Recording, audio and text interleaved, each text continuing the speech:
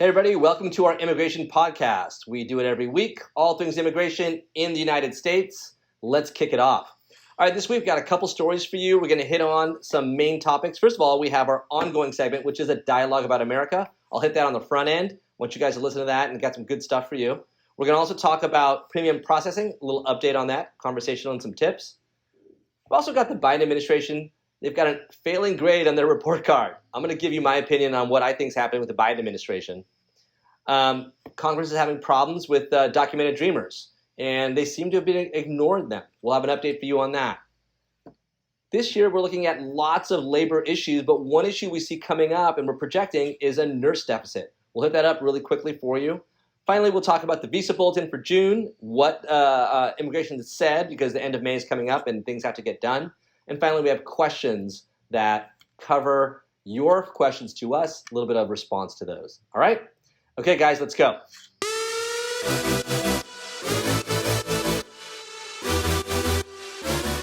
We're starting a new segment that we're going to have ongoing, and we're going to open every week with it. And it is the dialogue on the future of America.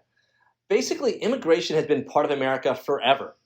And at the same time, we seem to have this kind of schizophrenic relationship. We like it, we hate it, we want immigrants to come and do work. We have farms that need labor, but we don't want people coming to the United States.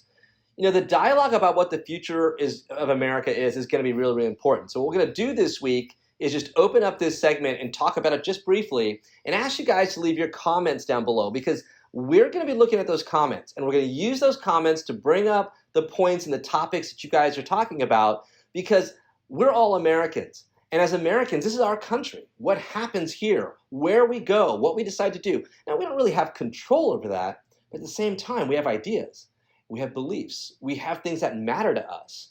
And the dialogue for immigration is a great place for us to, dialogue for the future is a great place for us to address some of this immigration stuff that comes up. So I'm interested. You don't have to have the same opinion as me. You don't have to even agree with me. Whatever you think, whatever you believe, let's get it going. Now, I'm an immigration lawyer by training. I know the law. I mean, I've gone to school and I've studied as well, so I have some of the background, so I'll add to that. What I really, really want to do is just have the dialogue so we can see where we're going. All right, guys. We'll keep going with that and update you next week with your comments. All right? Great. We've got updates on premium processing, and the big question is, how do you know if you should use premium processing? Now, the first thing you need to do, especially for EADs, is you need to check your EAD category. USCIS has right on their website a list of categories of EAD that are eligible for premium processing. So that's the very first thing to check, whether you're eligible for it or not. Beyond that, EADs, I-140s, other petitions, the premium processing is essentially not going to be a guaranteed approval. You've got to separate that idea out. People ask all the time, okay, so if it's premium, does that mean I'm getting approved? No, it's not I pay more money and I get approved. It's I pay more money and I get an answer quickly.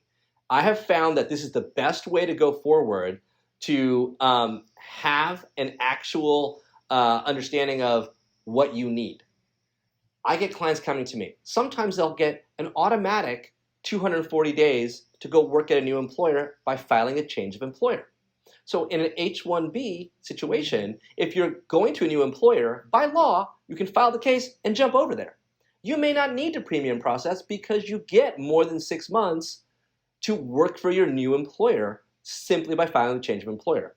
So you need to kind of know what's going on with the benefits you have in some cases versus cases that have no benefit and are simply waiting. In that light, the EAD, which is the work permit, it has the longest line. The $2,500 premium processing fee might be a benefit because you get a response right away. And if you're not eligible to work based upon an extension or a renewal, okay, don't forget the renewal rule, 540 days of renewal when you file on time, you can look at premium processing, okay? So again, EAD premium processing to me is when you're looking at a new job or a new EAD or a new employer where you have to actually bring the EAD and show it to them. Right now, there's a lot of good benefits that the Biden administration is kind of hidden away for different groups that you don't need to really get the premium done, okay? Hopefully that helps you guys, but if you do have a question, drop in the chat or give us a call. We'll try and help you out. Immigration report cards have been coming out, and frankly, the Biden administration has been getting hammered. Biden administration has been getting a pretty negative rating by a lot of different groups, simply saying that they're not doing enough. Some groups accuse the Biden administration of continuing the same policies that Trump had and not really move immigration forward at all. And in fact, some people have said, a direct quote is, what they fail to do also says a lot about what their priorities are. So there's very negative commentary coming out about the Biden administration, and I want to throw you guys a little bit of opinion here, a little bit different. I used to work for Homeland Security, and working for Homeland Security, you know how the DHS system functions. And let me tell you, it is slow. I guarantee you, to make any changes in immigration or any agency takes a lot of time. My experience tells me, and I saw this during Trump, the first year of Trump, nothing happened. Even the second year, small things happened, but the major changes came after a year and a half in terms of what we were getting back out of immigration. And what became clear was that the Trump administration had moved people into places, higher management positions, and those managers had taken time to build up the teams and staff that supported, let's just say supported the political position of the administration. That means they empowered individuals, that means from lower level officials or officers to managers, to make decisions that actually fit with the policies of the administration. We saw more denials, we saw more problems coming out of the immigration services during the Trump administration.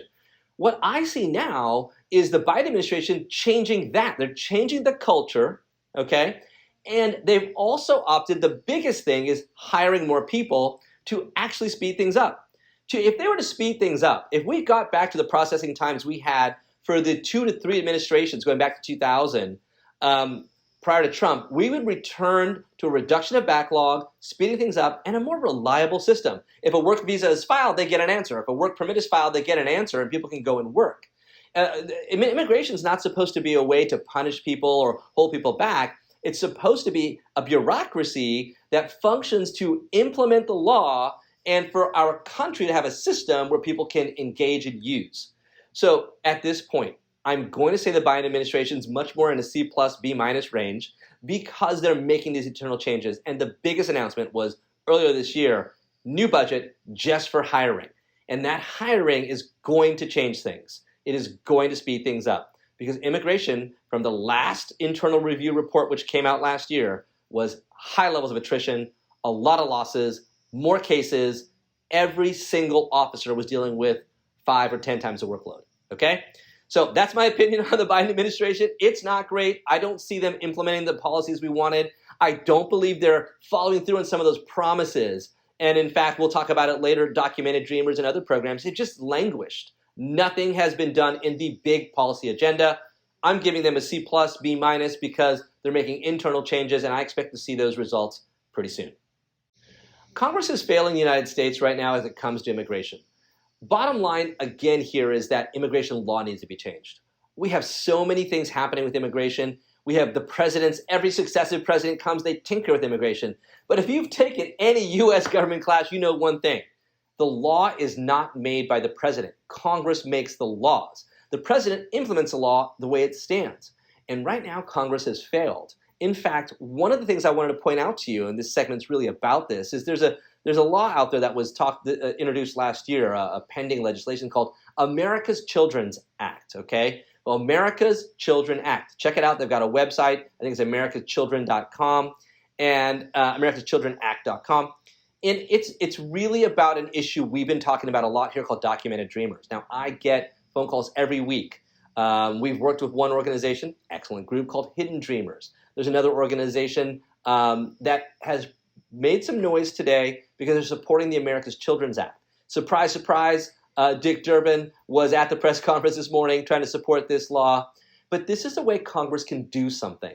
You can't just have legal immigrants age out and get nothing. Absolutely nothing. And it's one of those instances where the law addresses other kinds of situations. There's a law that deals with kids who are 21 years old and their parents get a green card when the kid's 21, 22, 23, and there's a way for those kids to stay included with their parents, okay? So immigration knows that, Congress knows that immigration laws have a gap right here. And they passed the law I'm talking about, Child Status Protection Act, in 2000. It addresses family petitions and kids who get left behind. We have a major problem right now with over 200,000 children who have been here all their lives or gone to school here most of their lives, aging out and getting nothing. Congress has to act. We advocate for this bill, and we do all we can to support it with our congressional representatives. Wanted to tell you guys about it. If you have a comment on this, leave it down below. We'll definitely get back to you on it. Thanks. We always talk about labor shortages because labor goes hand in hand with immigration. If we don't have people who have come up in the United States who are going to take these jobs, we're in a situation where we need to fill that gap with outside talent. That is what immigration does. And in fact, we're talking about what we're seeing right now is a projection that there'll be a deficit in healthcare, specifically qualified nurses. They're talking about 2025 seeing a deficit of some 200,000 positions in healthcare for nurses.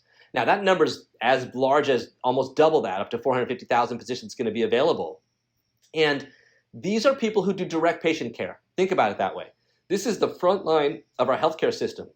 Hospitals, acute care, nursing homes, elderly care, hospice care, the array of types of nursing from emergency rooms to hospice are vast. And the simple fact is we're not seeing the trends where we're going to replace those jobs. So nurses, if you're in foreign nurses, you need to look at the NCLEX, you need to look at the visa screen and figure out how you can get yourself qualified to come to the United States. If you've got a question about that, give us a call. Love to help you guys out with that. Also leave a comment down below if you're a nurse. Want to give a shout out for you guys. Thank you. Our final update today in this week's podcast is about the June Visa Bulletin. Now, the June Visa Bulletin actually saw some changes that were quite specific with some dates rolling backwards, okay? Now, you know who you are, India, EB2, EB3s, you know what I'm talking about. Big information here, very, very important for you. If your date rolled back, that means if it went from September priority date, if it went backwards from December to September, you need to file your case before the end of May. I will repeat that. If your priority date is different in June, meaning it's gone backwards and you may not be qualified, you must file your case before the end of May. That means it must be out the door. Now, this has happened before with immigration in my career many times. It is vitally important, and those cases become a priority in my office, getting those cases out the door. If you know that your case has a priority date that might have changed, you should work with your attorney to get that case filed right away because those dates are rolling back in some categories. All right, questions from you guys. Let's hit it up.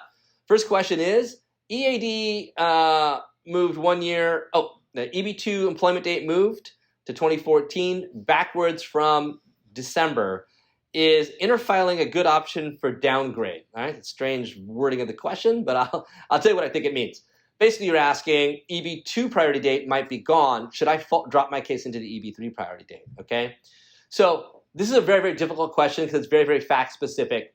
And there may be reasons you don't want to do that, okay? There may be parts of your career, your job, or your employer may not want you to do that based upon their position, the tier the position set in, or other things. So outside of those details, okay, so you need to look at those details. That's you and your lawyer. It's not me. I don't know anything about that. You need to consider those things.